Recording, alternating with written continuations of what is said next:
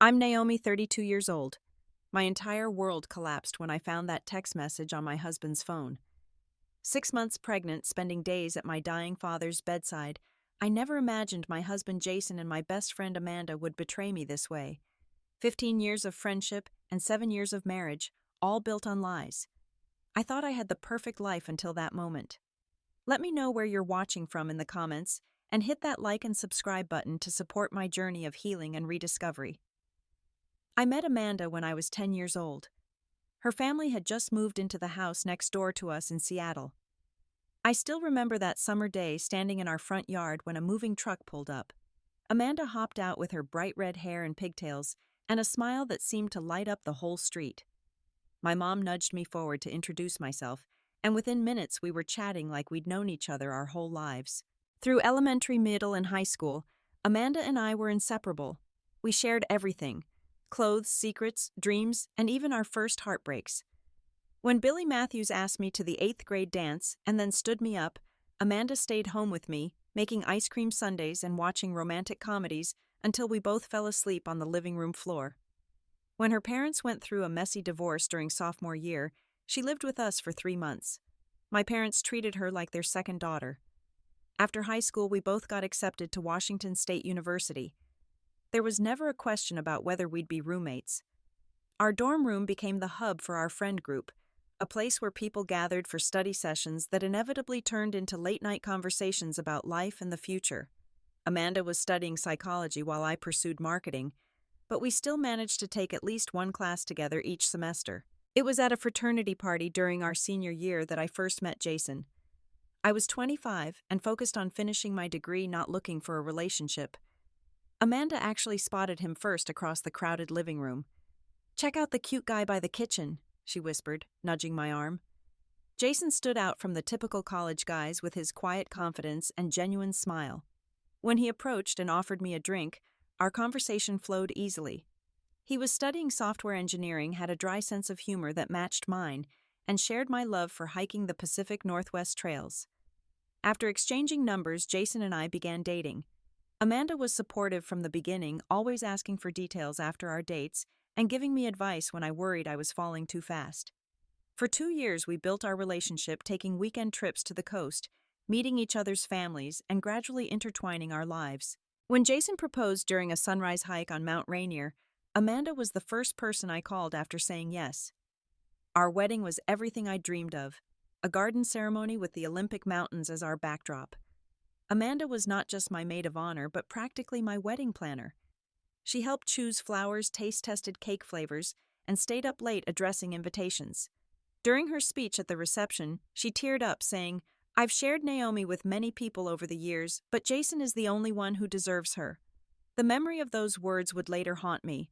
The first 5 years of marriage were blissful. Jason and I bought a craftsman-style house in a quiet Seattle suburb, close enough to the city for our commutes, but with enough yard space for the family we hoped to start.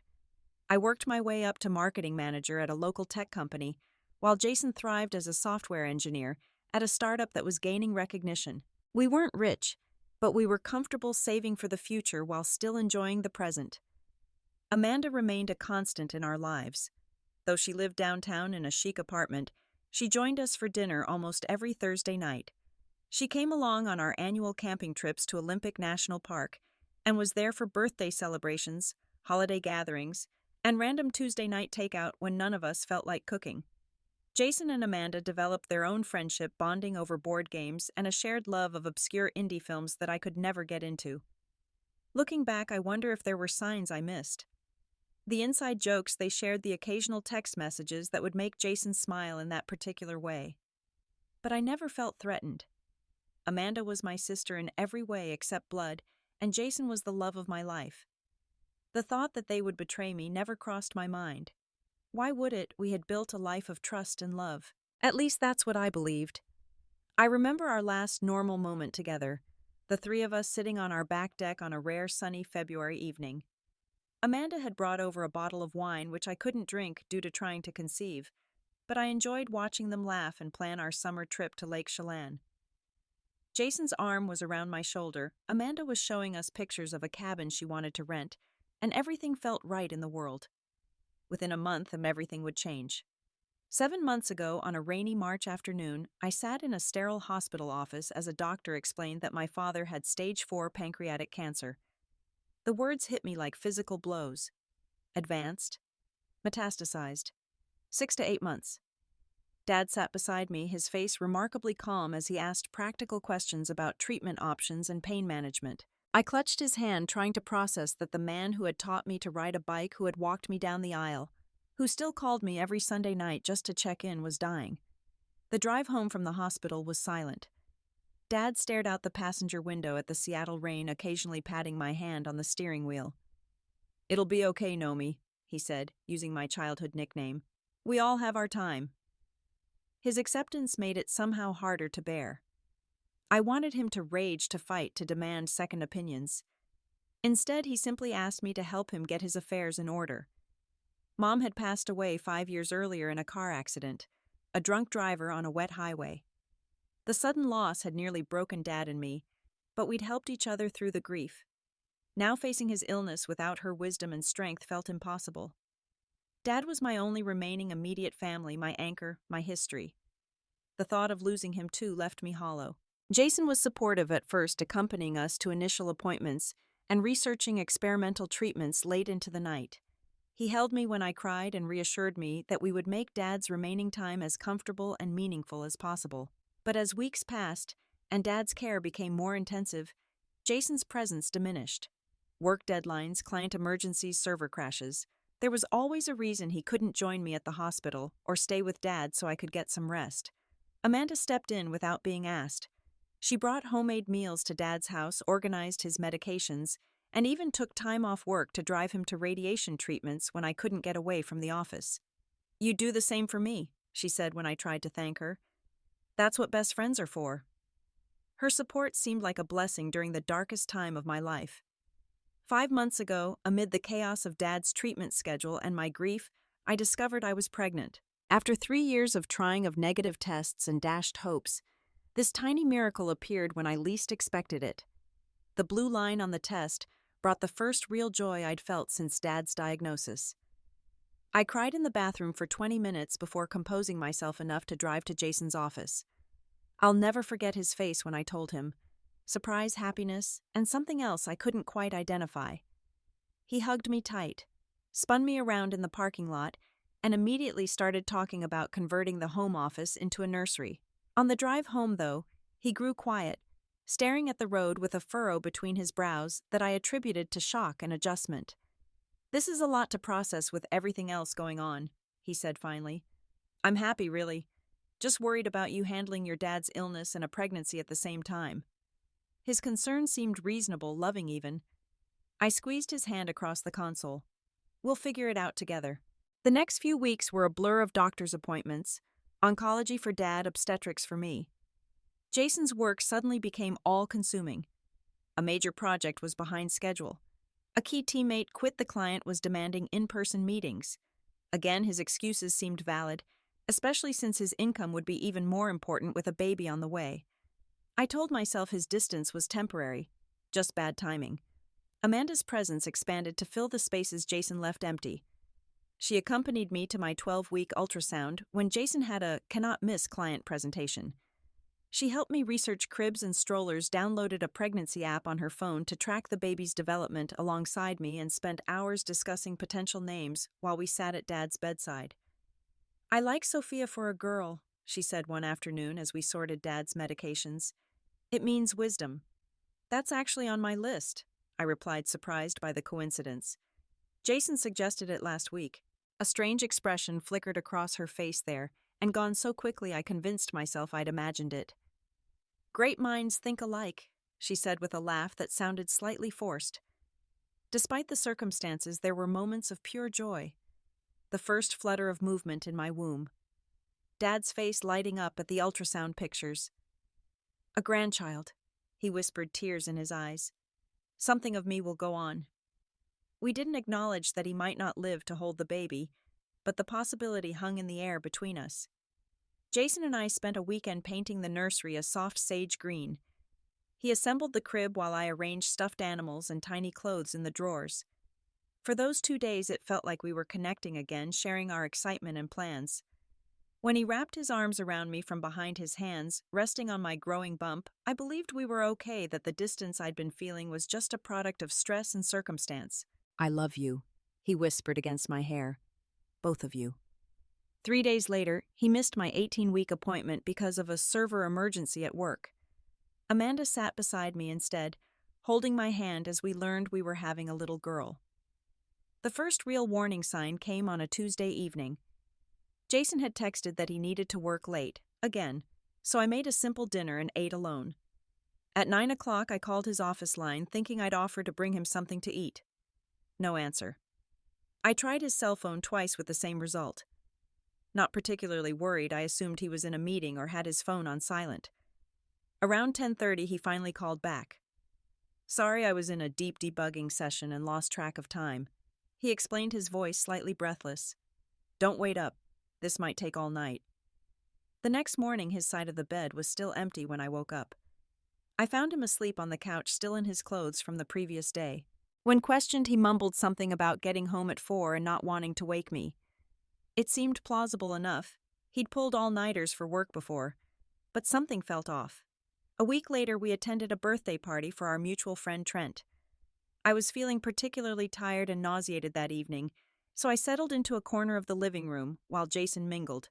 From my vantage point, I noticed him and Amanda in the kitchen, heads bent close together, talking intently. When Trent approached them, they immediately separated Amanda's laugh a little too loud as she grabbed a drink and walked away. The scene nagged at me, but I dismissed it. They were friends, had been for years. It was natural they'd have conversations that didn't include me. Still, when I asked Jason later what they'd been discussing so seriously, his answer came too quickly. "Just work stuff. Amanda's having issues with her boss." He changed the subject before I could point out that Jason knew very little about psychology clinic administration, which was Amanda's field. More red flags appeared. Amanda started changing our plans at the last minute.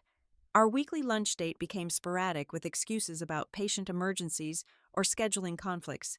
When we did meet, she asked probing questions about my relationship with Jason. "How are things in the bedroom with the pregnancy?" "Some couples struggle with that," she said during one lunch, studying my face with unusual intensity. The question made me uncomfortable. Amanda and I had always been open about our relationships, but this felt invasive somehow. "We're fine," I replied shortly. "Just tired with everything going on." She nodded too enthusiastically. "That's completely normal. I read that the second trimester usually brings back some of that energy and desire. How would she know what trimester might improve my sex life? And why did she care so much?" Jason's behavior shifted too. He began showering immediately after coming home, something he'd never done before. His cologne changed, or rather sometimes he wore none when he'd always been particular about his signature scent. Credit card statements showed restaurant charges on nights he claimed to be working late, but when I mentioned them casually, he said they were business dinners with clients. One evening, I ran into Marcus, a colleague of Jason's, at the grocery store. Making small talk, I mentioned how busy their office must be with all the late nights Jason was pulling. Marcus looked confused. "Late nights? We've actually been pretty quiet this month since we shipped the Miller project. Jason's been leaving around 5 most days." I managed a smile and some excuse about miscommunication, but my mind was racing. Where was Jason going on those evenings if not to work? Why would he lie? But between Dad's deteriorating health and my pregnancy concerns, I simply didn't have the emotional capacity to add marital suspicions to my burden. I told myself I was being paranoid, that pregnancy hormones were making me irrational. Jason was stressed, that's all. We were both under pressure, adjusting to major life changes. Things would settle once Dad's condition stabilized, and we adjusted to the idea of parenthood. I focused instead on the tangible problems I could address. Dad needed help with daily activities as the cancer weakened him. The baby needed regular checkups and a safe environment to come home to. These were challenges I could meet, unlike the shapeless anxiety about my marriage that I kept pushing aside. One night, as I sat beside Dad's hospital bed while he slept, I scrolled through old photos on my phone. Pictures of Jason, Amanda, and me at Trent's wedding last year. A selfie of the 3 of us hiking Rattlesnake Ridge. Jason and me on our anniversary, Amanda taking the photo. So many memories, so much history between us. Surely whatever distance had grown would close again once this difficult period passed. Surely the people I trusted most wouldn't betray me when I needed them most. I was wrong. It was a Thursday afternoon when my world imploded. Dad had been hospitalized with pneumonia, a dangerous complication given his weakened state, but after 3 tense days, his condition had improved enough that the doctors were cautiously optimistic. Exhausted from sleeping in a hospital chair, I decided to go home for a proper shower and a few hours of rest. The house was quiet when I arrived. Jason was at work, or so I thought, and I savored the rare solitude. After my shower, I noticed Jason's phone on his nightstand. He must have forgotten it in his rush to leave that morning. As I picked it up to plug it into the charger, a notification flashed across the screen. Amanda. Miss you already? Tonight, same time, your wife's still at the hospital with her dad. The phone nearly slipped from my suddenly numb fingers. I stared at those words, reading them over and over, willing them to mean something, anything, other than what they clearly implied. With shaking hands, I typed in Jason's password, my birthday ironically, and opened the message thread. What I found destroyed me. Hundreds of messages stretching back 7 months, exactly when Dad had been diagnosed. Explicit photos, detailed accounts of their encounters, plans for hotels and accidental meetings, sweet nothings that Jason had once reserved for me, and scattered throughout casual discussions of my pregnancy and my father's illness, as if these life-altering events were merely inconvenient obstacles to their affair. In one particularly painful exchange dated around the time we'd painted the nursery, Amanda had written, "It felt wrong being in your house today in the baby's room with her there." Jason's reply, "I know, but soon we'll figure this out. Just need to get past the pregnancy." Get past the pregnancy, as if our child was a temporary impediment to their happiness, as if they were waiting for some resolution that didn't include me. I sat on the bedroom floor, phone clutched in my hand for what felt like hours. Numbness gave way to nausea, and I barely made it to the bathroom before vomiting. Afterward, I leaned against the cool tile wall, hands protectively covering my belly, and tried to think clearly through the fog of betrayal. I needed confirmation beyond the text, needed to know just how deep this deception went. With cold determination, I began searching through Jason's email, finding hotel reservations and receipts for dinners on nights he was supposedly working. In his browser history, searches for divorce laws Washington State and custody arrangements newborn. He was planning to leave me, likely after our daughter was born. The realization brought a fresh wave of pain so intense I could hardly breathe. With trembling fingers, I called Jennifer, a college friend who had remained close but lived in Portland. "Jen," I choked out when she answered, "I need to ask you something, and I need the absolute truth." "Of course, what's wrong? You sound terrible. Have you seen or heard anything about Jason and Amanda being together?" The silence that followed was answer enough, but Jennifer eventually spoke, her voice gentle. "Naomi, I saw them at Rosario's last month when I was in Seattle for that conference. They were in a corner booth holding hands across the table. I almost approached them, but then I saw him kiss her and I didn't know what to do. I've been sick about it, wondering if I should tell you, especially with everything else you're dealing with." It was the final confirmation I didn't want, but desperately needed. My husband and best friend hadn't just had a momentary lapse of judgment or a one-time mistake. This was a full-blown relationship conducted behind my back while I cared for my dying father and carried our child.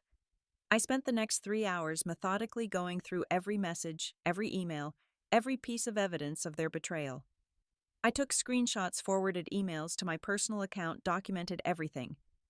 Not just for potential divorce proceedings, but because some irrational part of me feared that without proof, I might later convince myself I had imagined the whole thing.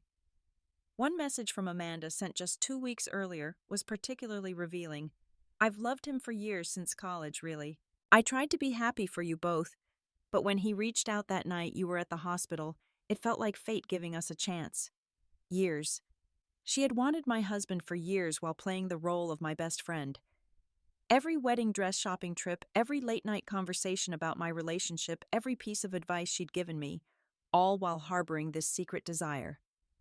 The depth of the deception made me physically ill. As the shock began to wear off, rage took its place, a white-hot fury unlike anything I'd ever experienced. These two people who claimed to love me had conspired together, taking advantage of my father's illness and my pregnancy to conduct their affair. They had discussed me, pitied me, planned around me, all while looking me in the eye day after day. I was done being their fool. When Jason came home that evening, I was sitting at the kitchen table, his phone and a stack of printed emails laid out before me. The moment he saw my face, he knew. His expression shifted from surprise to fear, to a calculated blankness that told me he was already formulating excuses. "Naomi, I can explain," he began, dropping his keys on the counter with a shaking hand. "Explain what exactly?" My voice was eerily calm, belying the storm inside me. "Explain how you've been sleeping with my best friend for 7 months. Explain how you discussed leaving me while we painted our daughter's nursery, or maybe explain these searches about custody arrangements."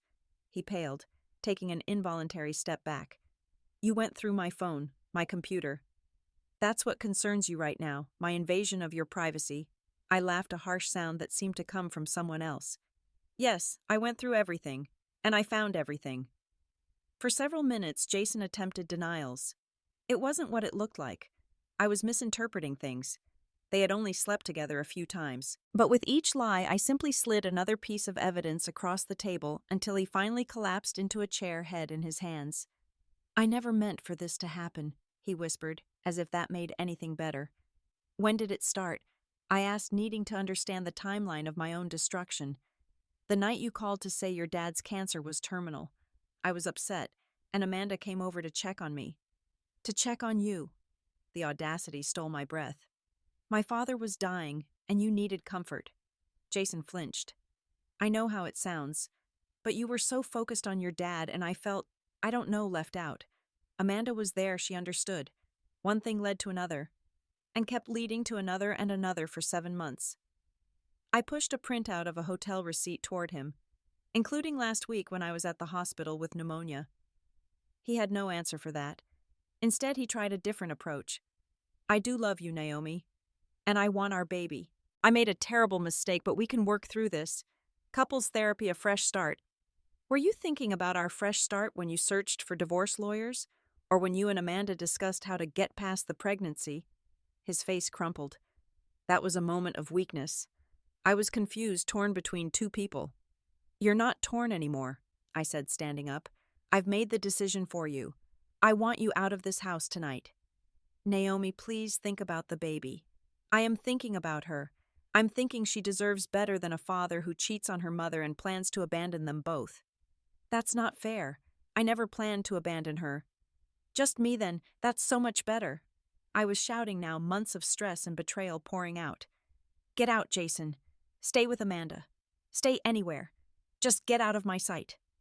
He tried to approach me, but I backed away, hands protectively covering my belly. Don't touch me. Pack some things and go. We'll figure out the rest through lawyers." After Jason left, I sent Amanda a text. "I know everything. Meet me at Westlake Coffee tomorrow at 2 p.m. You owe me that much." Her response came quickly. "Naomi, I'm so sorry. Of course I'll be there." Sorry. Such a small, pathetic word for what they had done. The next day I arrived at the coffee shop early, choosing a table in the corner where we wouldn't be easily overheard, but still public enough that I wouldn't completely lose control. When Amanda walked in, she looked simultaneously terrified and relieved, as if finally being caught was a burden lifted. She slid into the seat across from me, eyes red-rimmed and swollen. "Naomi, I don't even know where to start. How about the truth, the whole truth for once?" Over the next hour, Amanda confirmed everything I'd discovered and revealed even more. She had been attracted to Jason since college, but stepped aside when he showed interest in me. For years, she claimed she had genuinely supported our relationship, being the best friend she could be while burying her feelings. "When your dad got sick, and you were spending all those nights at the hospital, Jason called me. He was lonely, worried about you drinking too much. I went over to talk, just to be a friend to you both." She twisted a napkin in her hands. "I never planned for anything to happen. But it did happen. And then it kept happening for months while I was dealing with my dying father and our growing child." Amanda's eyes darted to my belly, a complex emotion crossing her face. "I know it's unforgivable. I told myself I'd end it so many times, but then we'd be together, and all my resolve would vanish. I do love him, Naomi." Something in me snapped at those words. You love him. And what about me? You were my sister Amanda. I trusted you with everything. I love you too, she whispered, tears spilling down her cheeks. That's what makes this so awful. I've hurt the person who means the most to me. Clearly not the most, or we wouldn't be having this conversation. She reached for my hand, but I pulled away. Jason and I have talked about the future, she said hesitantly. We want to be together, but we also want you in our lives. The baby could have 2 mothers who love her. The room seemed to tilt around me. 2 mothers. You think you're going to be my daughter's mother? That we're going to be some big happy family after what you've done? Not right away, of course. But eventually, when the hurt has faded, a sharp pain lanced through my abdomen, so sudden and intense that I gasped, doubling over. Amanda jumped up, alarm replacing her pleading expression. Naomi, what's wrong? I couldn't answer, couldn't breathe through the cramping agony.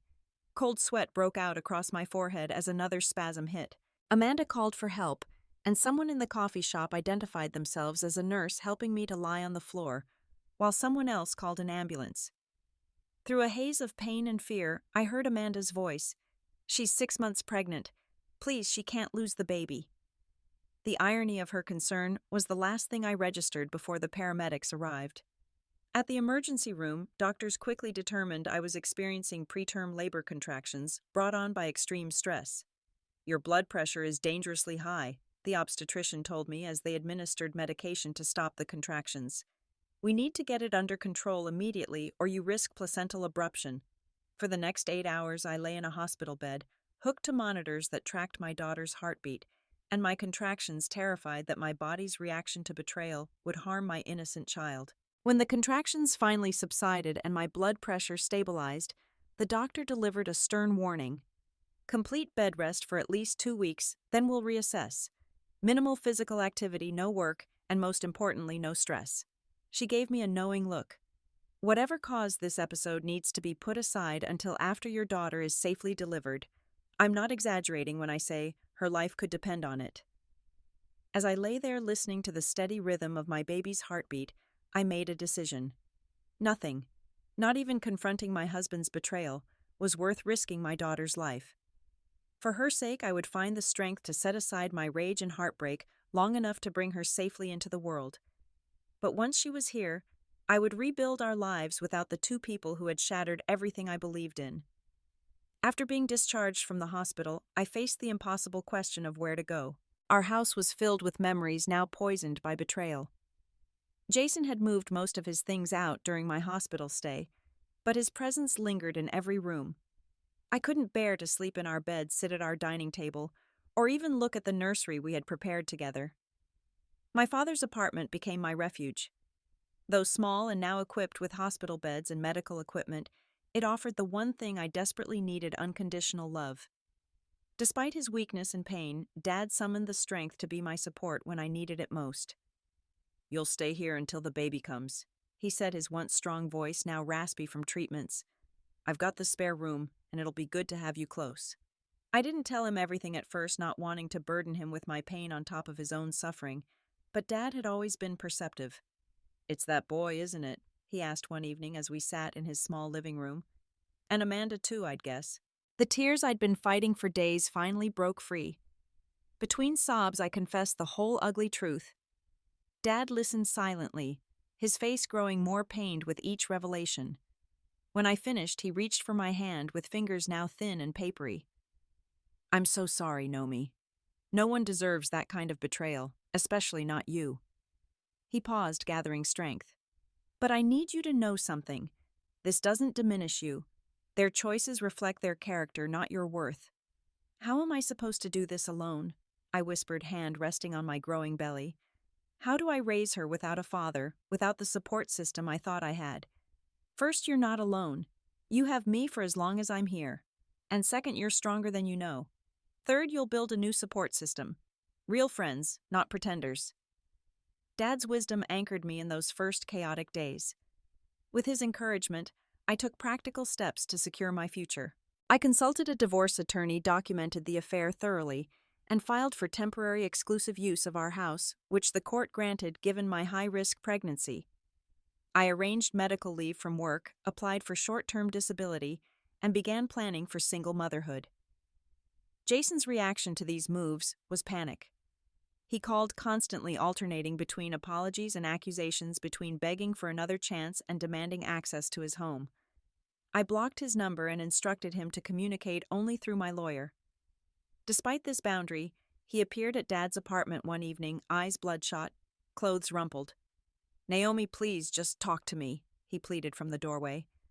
"I've ended things with Amanda. It was a terrible mistake. I love you and our baby. Is that why you were researching custody arrangements, because you love us so much?" I remained behind the partially closed door, unwilling to invite him in. "And I know you haven't ended things with Amanda. You were at her apartment last night." His surprise at my knowledge was confirmation enough. A friend had seen them together and immediately texted me. Jason's lies continued even as he begged for forgiveness. "The stress isn't good for the baby," I said finally. "Please respect that, if nothing else. My lawyer will contact yours." As I shut the door on his protests, a strange calm settled over me. The man I had loved was gone, perhaps had never truly existed. The sooner I accepted that reality, the sooner I could move forward. Amanda tried reaching out as well, sending long emails detailing her remorse and confusion.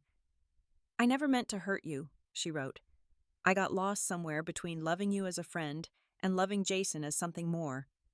Please don't shut me out completely. 20 years of friendship has to count for something."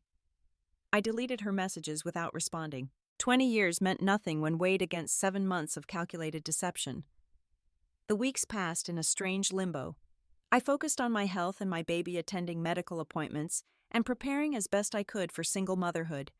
At 28 weeks, I was allowed to return to light activity, though the doctor cautioned me to continue avoiding stress. With Dad's encouragement, I joined an online support group for pregnant women going through divorce. The stories of other women who had faced similar betrayals and emerged stronger helped me see a path forward. One participant, Sarah, became a particular source of strength. She had delivered her son alone 3 years earlier after discovering her husband's multiple affairs. "The hardest part isn't the practical stuff," she told me during a video chat. "It's letting go of the future you thought you had. But I promise you'll build a new one that's authentically yours." I also reconnected with friends who had drifted away during my marriage. Women who had seen something in Jason or Amanda that I had been too close to recognize. Their support, free of "I told you so," became invaluable. Through it all, Dad continued to decline. Good days became fewer, pain episodes more frequent.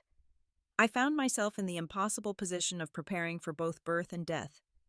Simultaneously, my heart stretched between joy and grief until I thought it might tear apart. One surprisingly clear October day, Dad asked me to wheel him to the small park across from his building. The effort of the short journey exhausted him, but he insisted on sitting in the weak sunshine watching leaves drift from the maples. "I'm sorry I won't meet her," he said without preamble, eyes fixed on the falling leaves. "Your daughter. My granddaughter." "Dad, don't talk like that.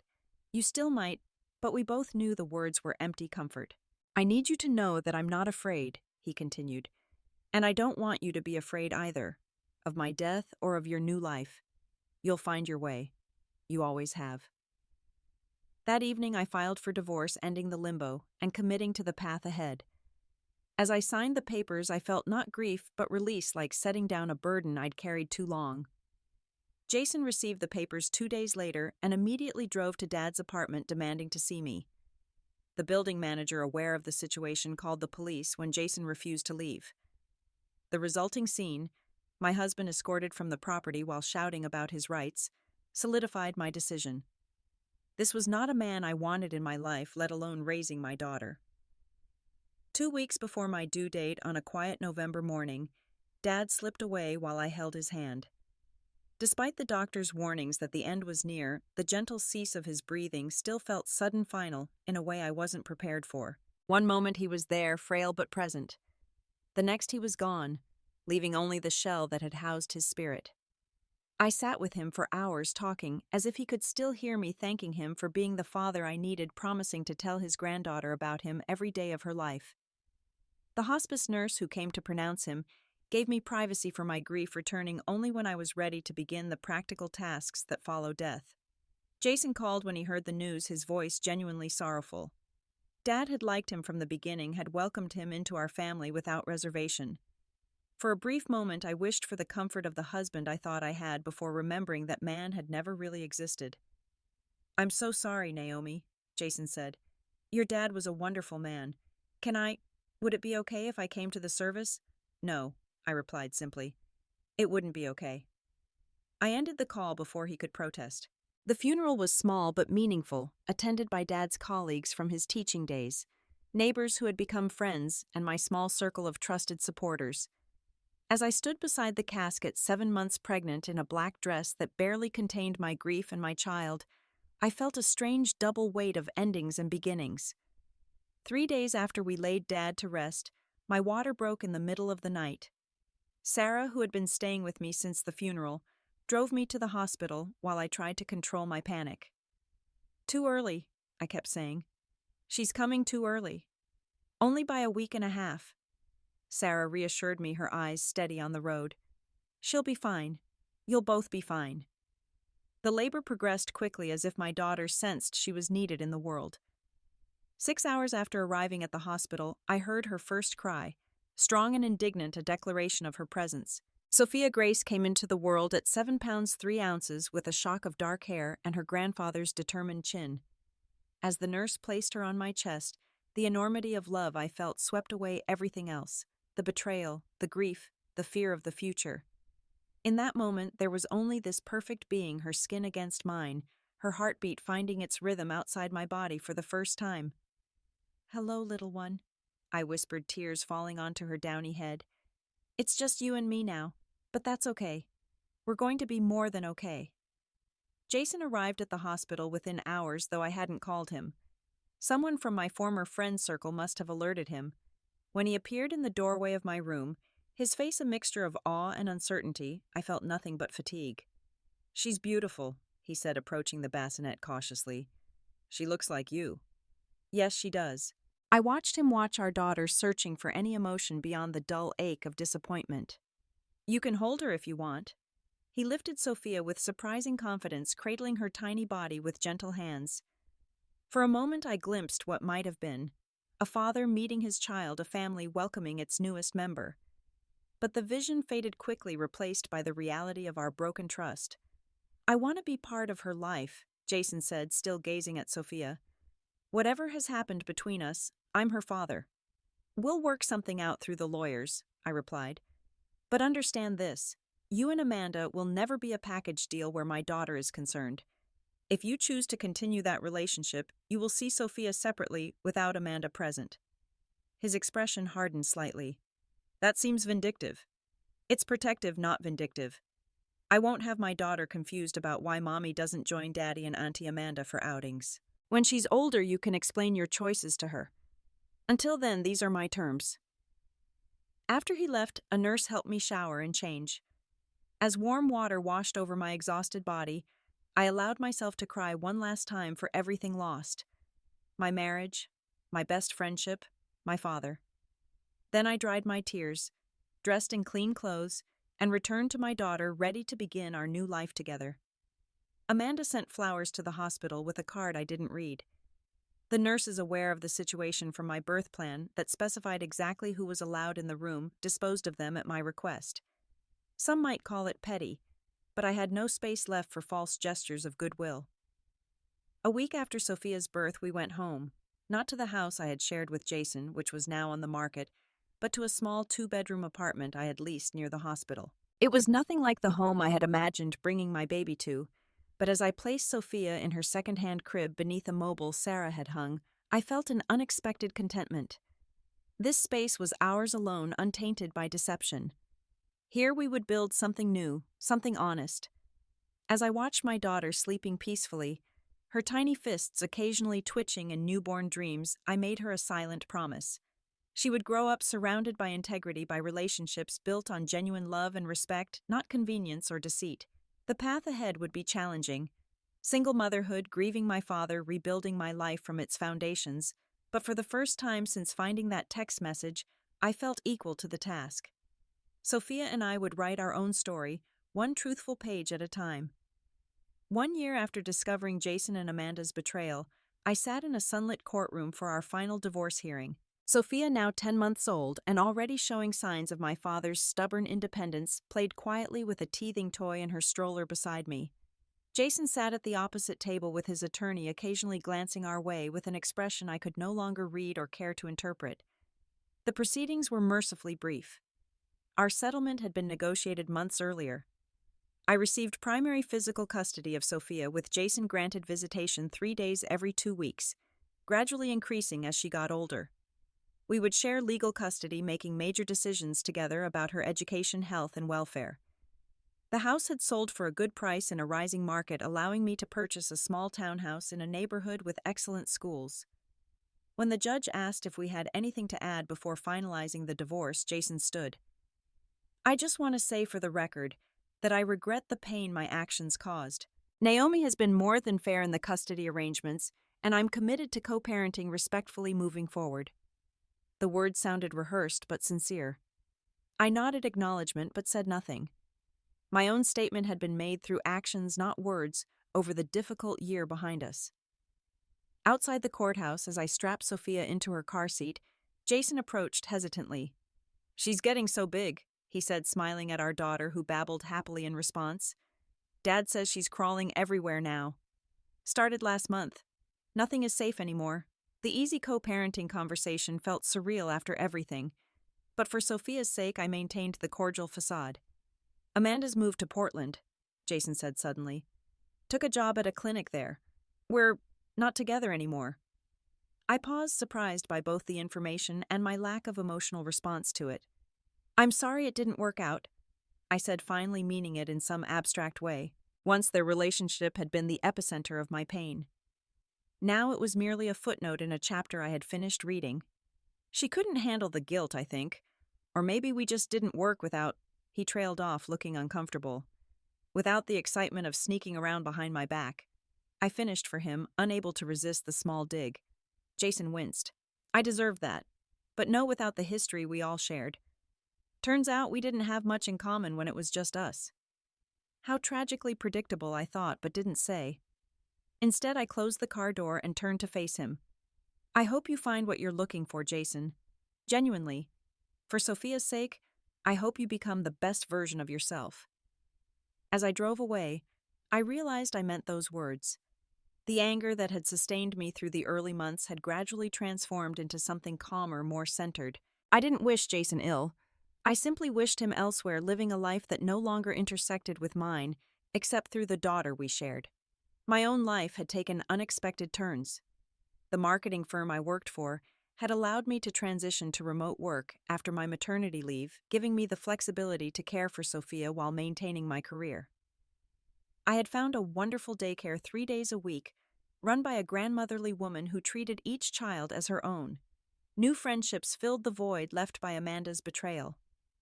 Sarah remained my closest confidant, her son Luke now Sophia's favorite playmate. I had joined a single-parents group where I met Michael, a widower raising a 3-year-old daughter alone. What began as playground conversations while our children played had slowly evolved into cautious dating, both of us carrying our respective pasts carefully as we explored a possible future. Michael understood boundaries and patience in a way that spoke of hard-won wisdom. He knew about Jason and Amanda, about my father's death, and Sophia's birth. "Life doesn't follow the script we write for it," he said once as we watched our children build precarious block towers. "But sometimes the improvised version turns out better than what we planned." 6 months into our relationship, I introduced Michael to Jason during a drop-off. The two men shook hands civilly, each taking the other's measure. Later, Michael asked no questions, made no comparisons, simply held my hand as we walked through the park, offering silent support for what he knew must have been a difficult encounter. That evening, as I rocked Sophia to sleep, I reflected on the painful journey that had brought us here. The betrayal that once felt like an ending had instead become a painful but necessary redirect to a more authentic life. Without that devastating text message, I might have continued indefinitely in a marriage built on lies, raising my daughter in the shadow of deception. I thought about what my father had told me during those final weeks of his life. "Trust again, Nomi," He had urged, his voice weakened, but his eyes clear. Not everyone will break your heart. And even a broken heart can love more wisely the second time. As Sophia's breathing deepened into sleep, I carefully placed her in her crib. On the dresser sat a framed photo of my father holding her just once before he died. Next to it, a small journal where I recorded memories and stories about him to share with her when she was older. He lived on through these connections, these deliberate acts of remembrance. I had learned that healing doesn't mean forgetting or pretending the pain never happened. It means integrating the experience into the fabric of your life, letting it strengthen rather than diminish you. The betrayal would always be part of my story, but it no longer defined me. What defined me now was how I had responded, with dignity despite heartbreak, with resilience, despite loss with openness, despite betrayal. I had discovered a strength I never knew I possessed until I had no choice but to find it. If you're watching this and facing your own version of devastation, whether it's betrayal, loss, or any of life's cruel surprises, know this: the darkest moments don't last forever. What feels like an ending may actually be the difficult birth of something new. You are stronger than you think, more resilient than you know, and worthy of authentic love. Have you ever had to rebuild your life after betrayal or loss? Did you discover strengths you didn't know you had? Share your story in the comments below. And if this resonated with you, please subscribe and like this video, so others facing similar challenges might find it. Remember, sometimes our most painful experiences become the foundation of our greatest growth. Thank you for listening to my story, and may your own journey, whatever its challenges, lead you to peace.